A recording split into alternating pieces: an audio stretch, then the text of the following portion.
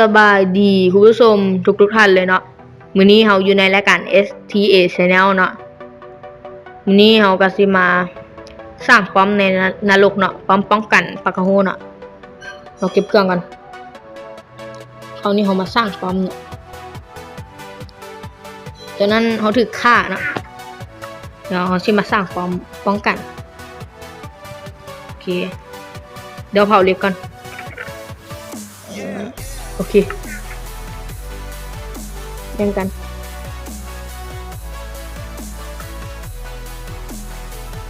โอเคเดี๋ยวออนเสียงก่อน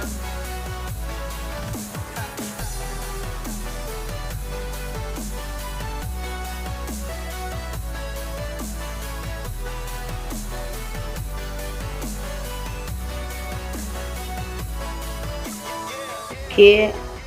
ไว้เบอร์เนาะ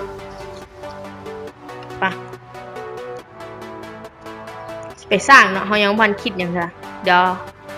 เราต้องคราฟก่อนเขายังพันมีไม้เนาะแป๊บนึงเนาะโอเค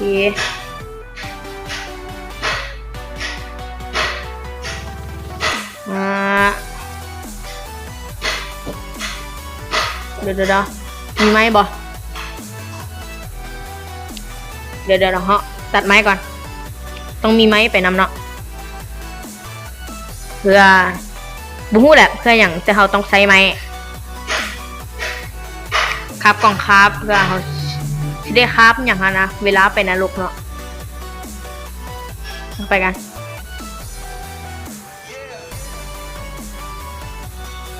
ขี่มาแล้วขี่นี่เลยนรกขี่โอเคอุดเลยโอเคอุดเนาะเดี๋ยวเขาต้องสร้างกันแบบน้ำอ้อมประตูนรกเขาเนาะเพื่ออย่างเวลาเขาติดไฟไหม้เนาะในนรกเนาะเราก็แบบออกไปเนาะแล้วเขาต้องจุดน้ำเนาะโอเควางไปวางผิดซะโอเควางไปเนาะบ่เป็นอย่างที่ค่อยๆวางเราอย่าให้มันเห็นเนาะปากกะโฮนะมันยังอยู่แถวนี้เลยเนาะแต่บ่เห็นมันยังบ่ตายเลยหรอกโอเคกูต้องได้ไซส์อีกตัวมันบ่นี่เอาบ่เป็นยังมันน่าจะบ่พอเนาะเราต้องได้ไซส์อีกบ่เป็นยังดอกบ่เป็นยังละเดี๋ยวจึงไปเอาอีกก็ได้ถ้ามันบ่พอยังพอนเตรียมพร้อมสำเนาะมาถ่ายก่อนเนาะเฮ็ดแบบสดๆเลยเนาะบ่ได้คิดก่อนเนาะโอเควางใส่ให้เบิดเลยโอเคก็หายแล้วเนาะเป็นวัดเนาะช่วงนี้เป็นวัด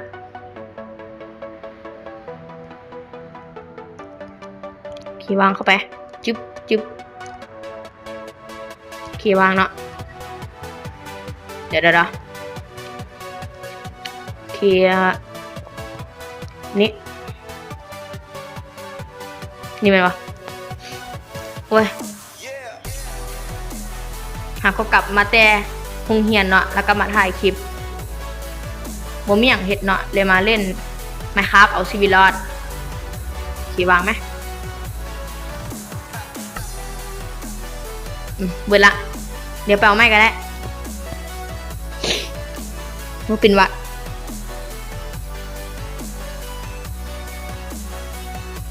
เดี๋ยวเขาควรเฮ็ดจังซี่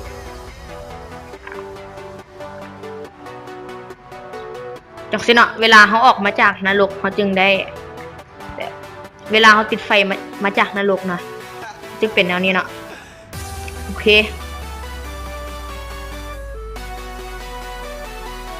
เดี๋ยวไปเอาหินนี่เอาอยู่บนนี้นี่ครับ เอาให้เบอร์เลยเนาะหินนะ เดี๋ยวขอเก็บเครื่องก่อนเครื่องหลายแล้วเอาเขาไปลงเมืองมันอะโอเคเอาไปให้เบอร์เลยเนาะโอเคก็เอาหินมาต้องใช้หลายกว่านี้เลยเดี๋ยวลงไปเบิ่งยูรุมกันเนาะว่ามีอีกบ่สันเขาก็สิขุดเอาเนาะมีเครื่องผลิตหินอยู่แต่บ่ทันสมัยเนาะทันสมัยคือของหมู่เฮ็ดพุ่นเนาะหมู่เฮ็ดจัดพุ่นนะเครื่องผลิตหินนะขุดแบบว่าบ่มีอันบ่มีโลเลยแต่ของค่อยมันแบบคุณแล้วได้ท่ากันเนาะมันก็ดีแล้วเนาะก็ยังมีอยู่โอเค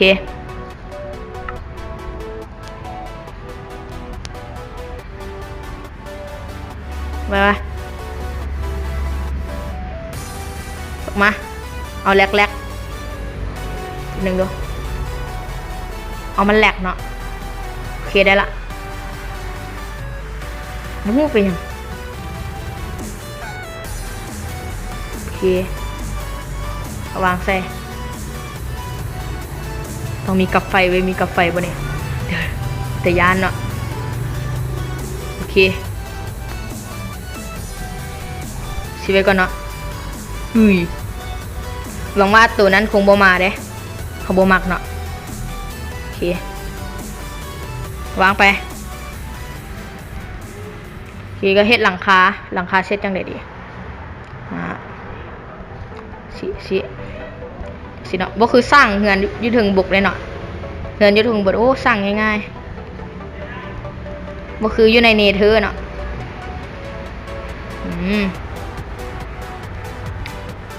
สิมาเฮ็ดอย่างดีเนาะ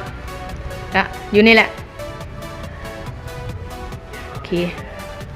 จักเสียก่อนเดี๋ยวว่าสร้างอยู่ในเนเธอร์นี่เนาะบ่ปลอดภัยเนาะสร้างอยู่เชิงบกปลอดภัยสร้างอยู่ในโลกของไมน์คราฟปลอดภัยก่อนสร้างอยู่ในบ่ปลอดภัยเนาะเพราะปากกาโฮเนาะหรือแก๊สหั่นเนาะคนมักมักแก๊สโอเคอีกชั้นหนึ่งโอเคสิแหละเอาสูงๆเลยโอเคนี่ก็สั้นๆเนาะบ่ได้ยาวปานใด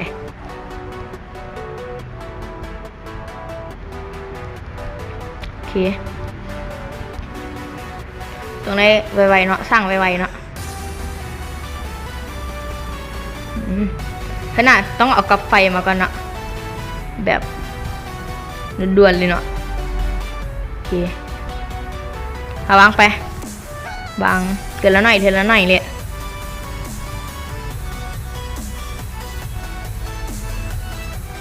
โอเค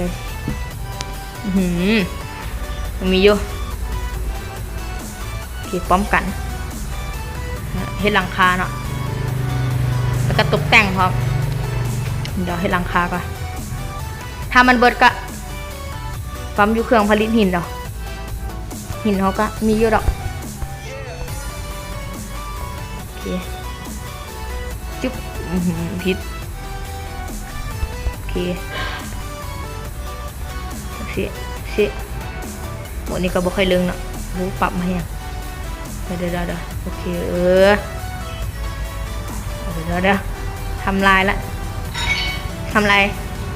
วันที่บ่ค่อยเห็ดแล้วเนาะโอเควางไปจิบอ้าวโอเคเฮ็ดอย่างเชียวเดี๋ยวมันอยากแหลกๆหน่อยนึงเว้ยมันมืนให้อย่างกระซ่าเนาะถ้าบ่พอก็บ่เป็นหยังโอเคอาจจะมีหมู่มาเนาะหมู่มาเล่นเนาะนำมาสร้างซอยกันเนาะมันจริงไวแต่ไปเฮ็ดคนเดียวผมบ่ค่อยคักเนาะถ้ามีหมู่มาซอยยังคักเนาะแต่บ่มีหมู่เนาะ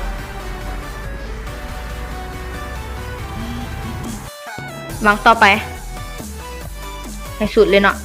ยันบ่พออยู่โอเคถ้าเล่นแบบฮาร์ดคอร์นี่คงบ่ลึงเนาะโหมดฮาร์ดคอร์โอเค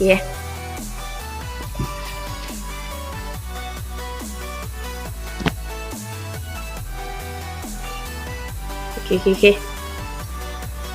เดี๋ยวเกิดอย่างขึ้นอ๋อเสียงเดี๋ยวไปปั๊มหินอยู่เครื่องผลิตหินเนาะโอเค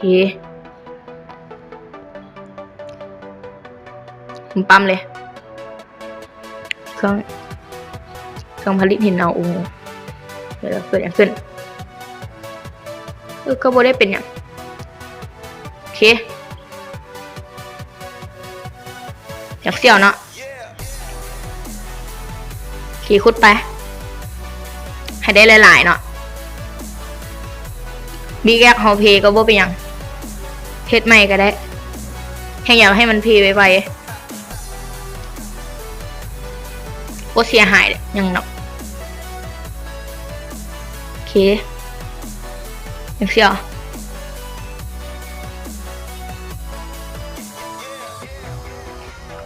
ยังบ่ได้หลายเด้อ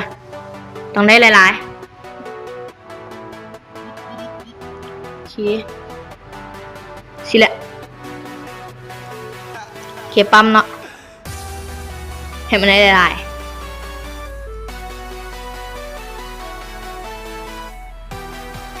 โอเคได้หลายแล้วบ่อยู่ซ้ำนี้ก็พอละจริงเมาอีกเนาะไปเวลาไปละ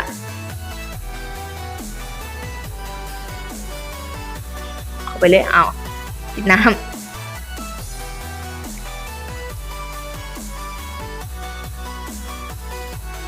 ปลอดภัยอยู่นะลูกคือเอาละเดี๋ยวมันแหลกเข้านรกมันแหลกตลอดเดี๋ยวแหลกขนาดโอเควางไปวางทางถึงเหรอย่าแหละวางทางนี้ก็ได้วางยากเนาะท่านผู้ชมเนาะว่าค่อยวางยากเลยโอเควันนี้พอชิบโอเค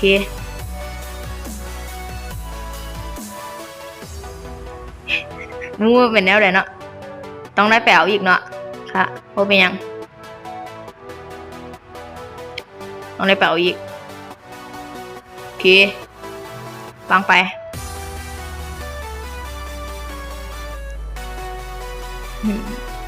ค่อยว่าค่อยต้องได้แปลอีกแมนบอนี่แมนละมันจะแมนอะเสียก็ชึบนี่ชึบทางนี้แล้วก็วันนี้แบบนี้มันบ่โอเคบ่พอเดี๋ยวยังมีอันหนึ่ง2-3 อันเนาะเดี๋ยวก็ใช้ Wi-Fi เนาะเดี๋ยวโอเควางไปกลับไปกลับมาอยู่โอเคกลับไปกลับมาก็ต้องไปอีกชีวิตก็เป็นอย่างนี้แหละกินโอเคผลิตต่อโอเคเอาขุดไปนี่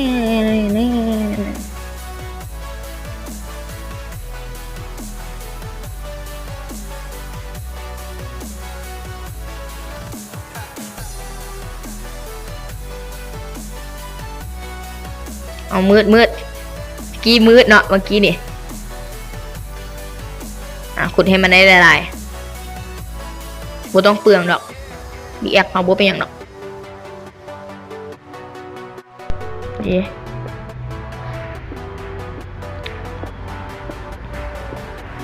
ที่พูดได้หลายเนาะแล้วเขาจึงบ่ได้เที่ยวไปเที่ยวมา มันเสียเวลาเดี๋ยวเมื่อก่อนพูดได้หลายบ่สุดเดียวนึงพูดได้โดนแต่นานเนาะเอาบ่โดนไปไหนบ่โดนไปไหนที่บ่เดี๋ยวไปขุดฮอปเปอร์ได้เกือบบางกี้นี่เขาเกือบขุดฮอปเปอร์เนาะ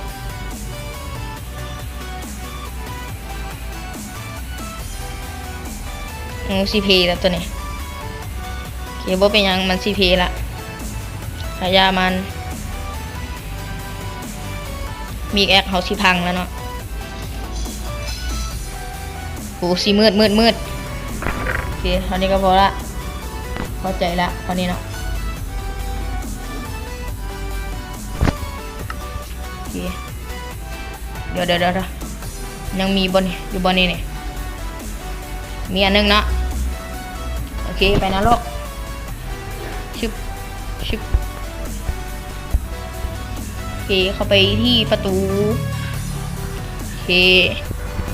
เอาเข้าไปอยากเศร้าๆหน่อยนึงละว่าบ่มีอย่างเฮ็ดกินอาหารอย่างอาจจะไม่อย่างเฮ็ดเนาะเศร้าเดี๋ยวมันเป็นอย่างโอเคกระแมปมันเป็นอย่างโอ้โหเมื่อกี้เนี่ยอาจจะแบบแหลกๆเนาะเขา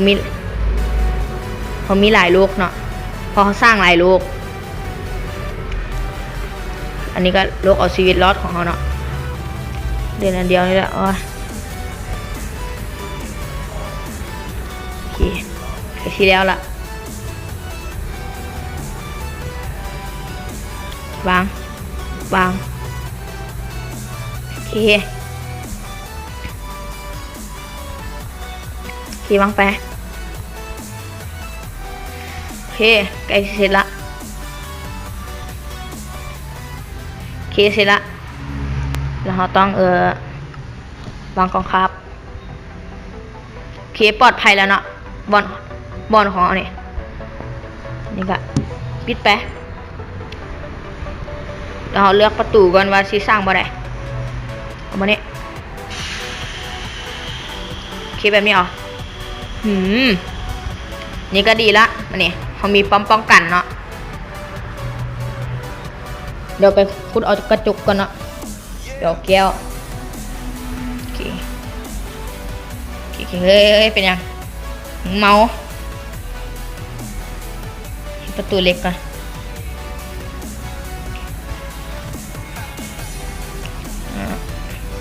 แบบนึงใส่อีก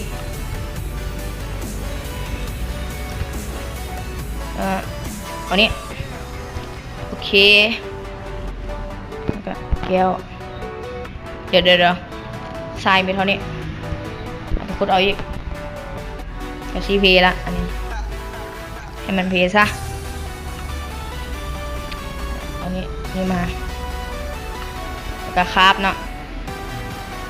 เอานี่ส่วนก็ได้เที่ยวออกไปขุดทรายเนาะดีเนาะสร้างสะพานไว้จึงง่ายถึงบ่เสียเวลา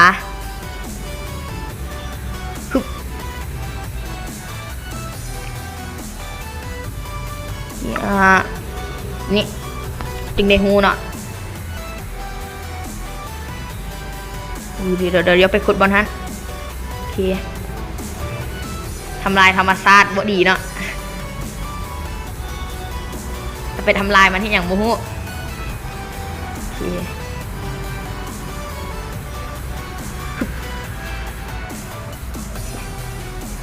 ก็ประมาณ64ก็พอเดี๋ยวโอเคแล้วก็โอเคเอาเท่านี้ก็พอละ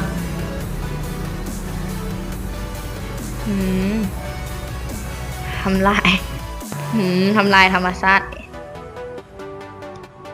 โอเคเอาขึ้น ขึ้นโอเคได้แล้วไปกันต่อไปเผาก่อน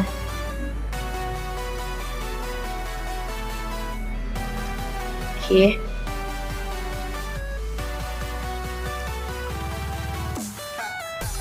แบ่งกันในไวๆจิบอันนี้เอาเข้าประมาณเป๊ะแล้วก็ชิบพร้อม8เดี๋ยวเราเอา6แล้วก็ชิบโอเค6ก็ชิบโอเคเดี๋ยวตัดต่อคลิปเนาะเวลามันได้แล้วเนาะโอเคมันก็ผ่านไปแล้วเนาะบ่กี่นาทีเนาะเราก็ได้ละแก้วของเราเนาะเดี๋ยวออกมาเนาะเอามาคาบก่อนโอเคไปเดี๋ยวต้องเอากาแฟไปน้ำเนาะเพื่อความปลอดภัยเนาะแบบซุปเสิร์นนะเวลาเขาลงโอเคน้องไปเอานั้นก่อนซุปเสิร์นเนาะกับไฟนะเข้าไปห้องลับเขาเนาะหลาย EP แล้วหรอว่าอย่างอยู่นี่ก็มีเว้ยเราบ่เห็นเว้ยเอาไปเอาจังสิก็ได้มันรับปะไว้เนาะเสียดายโอเคเดี๋ยวเข้าไปกัน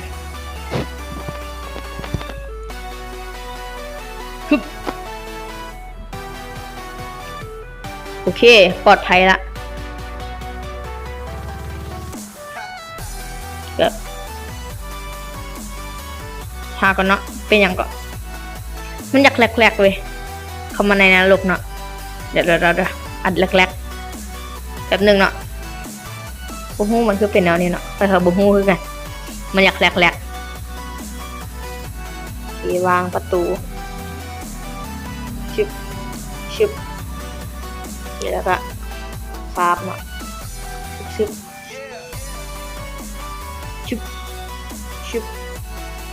จังสีมันต้องจังสีอ้าวเดี๋ยวโอเคเฮ็ดขั้นใดก่อนคาบขั้นใดโอเคคาบเนาะเอานี้ก็ได้โอเคเดี๋ยวเราวางเพชร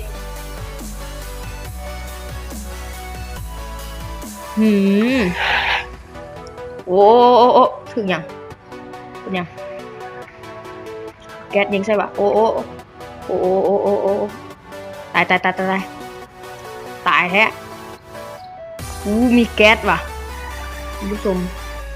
ยังบูฮูซ้ำวาละเดี๋ยวปิดเสียหนักละเหรอเสร็จแท้โอ้ยเป็นวัดต้องออกไปต่อสู้กันมันวะนี่เดี๋ยวมันยุ่งใส่หายละโอ้โหไอ้ยานแท้บึ้งยังไม้อีกว่ะมันอยู่ใส่เด็ดเต็มตาหมาแกแคทหมาเข้ามาใกล้ๆยิงมันตายแกแค้นมักไรบ่โอเคโอ้โอเคเนาะได้แก้แค้นไปอันเป็นที่เรียบร้อยละจากซีเนาะมันจึงแก้แค้นได้นะงั้นป้องกันเนาะอันนี้หนีบอกอันนี้ป้องกันปากกาหูได้สื่อ เนี่ยเป็นทางขึ้นฉุกเฉินโอ้ยเป็นวัดต้องได้ครับใหม่มันบ่เนี่ยสิโอเคชึบแล้วก็ชึบโอเคได้ละเดี๋ยวขึ้นไปกันทำลายแล้วก็คาบกระจุกเนาะเดี๋ยวเราต้องเอากองคาบมาโอเคแล้วก็คาบเนาะไป32คี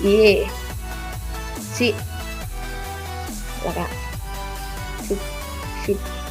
ชุบชุบชุบชุบชุบชุบโอเคตกแต่งเนาะมาตกแต่งกัน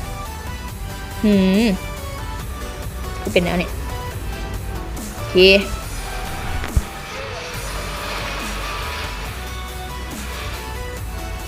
ก็วางไปเดี๋ยวยานได้นี่โบมักตัวนั่นเนาะโบมักแท้ๆเลยตัววังกี้นี่เนาะมักมาป่วนเนาะ